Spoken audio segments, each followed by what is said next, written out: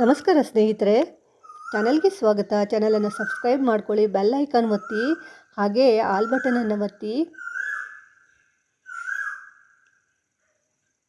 ಇವತ್ತಿನಿಂದ ಆಷಾಢ ಮಾಸ ಪ್ರಾರಂಭ ಆಗ್ತಾ ಇದೆ. ಆಷಾಢ ಮಾಸ ಅನ್ನುವುದು ಹಿಂದೂ ಮಾಸದ ಹೆಸರು. ಅಂದರೆ ಜನವರಿ, ಫೆಬ್ರವರಿ ಈ ರೀತಿಯಲ್ಲಿ ಆಂಗ್ಲ ಹೆಸರುಗಳನ್ನು ನಾವು ಎಣಿಸದೆ ಹಿಂದೂ ಕ್ಯಾಲೆಂಡರ್ ಪ್ರಕಾರ ಆಷಾಢ ಮಾಸ, ಭಾದ್ರಪದ ಮಾಸ, ಕಾರ್ತಿಕ ಮಾಸ ಈ ರೀತಿಯಲ್ಲಿ 12 ಮಾಸಗಳನ್ನು ನಾವು ಕರಿತೇವೆ. ಹಾಗೂ ಆಯಾ ಮಾಸಗಳಲ್ಲಿ ವಿಶೇಷವಾಗಿರ್ತಕ್ಕಂತಹ ಹಬ್ಬದ ಆಚರಣೆಗಳು ಸಹ ನಮ್ಮಲ್ಲಿ ರೂಢಿಯಲ್ಲಿ ಇವೆ. ಈ ಮಾಸಗಳನ್ನು ಆಯಾ ಹೆಸರಿನಿಂದ ಕರಿಬೇಕಾದ್ರೆ ಏನು ಕಾರಣ, ಯಾಕೆ ಆಯಾ ಹೆಸರಿನಿಂದಲೇ ಕರೀತಾರೆ, ಇದಕ್ಕೆ ಯಾವ ನಕ್ಷತ್ರಗಳು ಕಾರಣ ಆಗ್ತವೆ ಅನ್ನುವಂತಹ ವಿಚಾರವನ್ನು ಈ ವಿಡಿಯೋದಲ್ಲಿ ತಿಳ್ಕೊಳ್ಳೋಣ. ಖಗೋಳ ವಿಜ್ಞಾನದ ಪ್ರಕಾರ ಪ್ರತಿ ತಿಂಗಳು ಸಹ ಗ್ರಹಗಳ ಚಲನೆಯಿಂದಾಗಿ ಅಮಾವಾಸ್ಯೆ ಹುಣ್ಣಿಮೆಗಳು ನಡೀತಾ ಇರ್ತವೆ. ಮಾಸಕ್ಕೆ ಒಂದು ಹುಣ್ಣಿಮೆ ಅಂತ ಅಂದ್ಕೊಂಡ್ರೆ 12 ಮಾಸಕ್ಕೆ 12 ಹುಣ್ಣಿಮೆಗಳು ಇರುತ್ತೆ. ಹಾಗೆಯೇ 27 ನಕ್ಷತ್ರಗಳನ್ನು ಜ್ಯೋತಿಷ್ಯ ಶಾಸ್ತ್ರದಲ್ಲಿ ಗುರುತಿಸಲಾಗಿದೆ. ಈ ಜ್ಯೋತಿಷ್ಯ ಶಾಸ್ತ್ರದಲ್ಲಿ ಗುರುತಿಸಲಾಗಿರ್ತಕ್ಕಂತಹ ನಕ್ಷತ್ರಗಳಲ್ಲಿ ಕೆಲವಷ್ಟು ನಕ್ಷತ್ರಗಳು ಹುಣ್ಣಿಮೆಯ ದಿನ ಚಂದ್ರನೊಂದಿಗೆ ಮಿಳಿತ ಆಗ್ತವೆ, ಸೇರಿಕೊಳ್ತವೆ. ಈ ಸೇರಿಕೊಳ್ಳುವಿಕೆಯ ಆಧಾರದ ಮೇಲೆ ಯಾವ ನಕ್ಷತ್ರ ಚಂದ್ರನೊಂದಿಗೆ ಹುಣ್ಣಿಮೆಯ ದಿನ ಸೇರಿಕೊಂಡಿದೆ ಅನ್ನುವಂತಹ ಆಧಾರದ ಮೇಲೆ ಆಷಾಢ ಮಾಸ, ಕಾರ್ತಿಕ ಮಾಸ, ಭಾದ್ರಪದ ಮಾಸ ಈ ರೀತಿಯಲ್ಲಿ ಮಾಸದ ಹೆಸರುಗಳನ್ನು ಗುರುತಿಸಲಾಗುತ್ತೆ. ಉದಾಹರಣೆಗೆ ಹೇಳೋದಾದರೆ ಈ ತಿಂಗಳ ಹುಣ್ಣಿಮೆಯಂದು ಚಂದ್ರಗ್ರಹದ ಜೊತೆಗೆ ಪೂರ್ವಾಷಾಢ ನಕ್ಷತ್ರ ಸೇರಿಕೊಳ್ತಾ ಇದೆ. ಹಾಗಾಗಿ ಈ ಮಾಸವನ್ನು ಆಷಾಢ ಮಾಸ ಅಂತ ಕರಿತೇವೆ.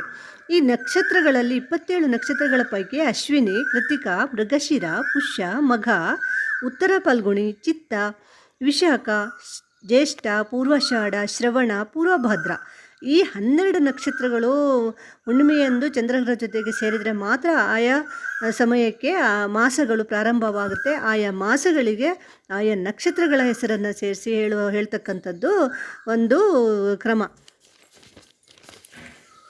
ಉದಾಹರಣೆಗೆ ಅಶ್ವಿನಿ ನಕ್ಷತ್ರದ ಜೊತೆ ಚಂದ ಇದ್ದಾಗ ಆಶ್ವಯುಜ ಮಾಸ ಅಂತ ಹೇಳ್ತೀವಿ.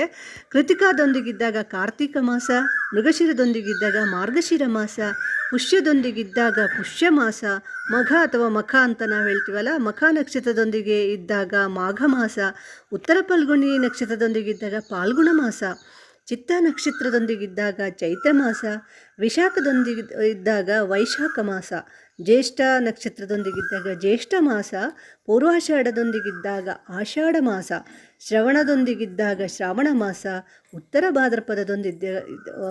ಭಾದ್ರಪದ ನಕ್ಷತ್ರದೊಂದಿಗಿದ್ದಾಗ ಭಾದ್ರಪದ ಮಾಸ ಎಂದು ಕರೆಯಲಾಗುತ್ತೆ. ಆಷಾಢ ಮಾಸದಲ್ಲಿ ಮದುವೆ, ಗೃಹ ಪ್ರವೇಶ, ಉಪನಯನ, ವಾಹನ ಖರೀದಿ, ಜಮೀನು ಖರೀದಿ ಈ ರೀತಿಯಲ್ಲಿ ಶುಭ ಕಾರ್ಯಗಳನ್ನು ಮಾಡೋದಿಲ್ಲ, ಮಾಡಬಾರ್ದು ಅನ್ನುವಂಥ ನಂಬಿಕೆ ಇದೆ.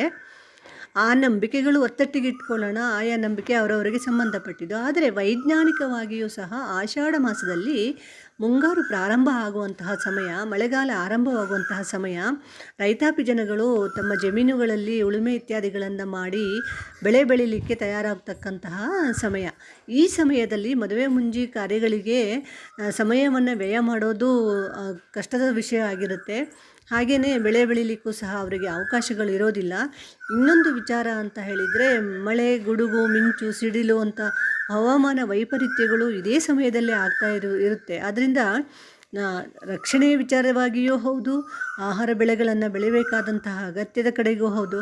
ಹಾಗೆಯೇ ಮದುವೆ ಈ ತಿಂಗಳಲ್ಲಿ ಎಲ್ಲಾದರೂ ಮದುವೆ ಆಗಿ ದಂಪತಿಗಳು ಸಮಾಗಮ ಆಯಿತು ಅಂತ ಹೇಳಿದರೆ ಹುಟ್ಟುವ ಮಗು ಕಡು ಬೇಸಿಗೆಯಲ್ಲಿ ಹುಟ್ಟುತ್ತೆ.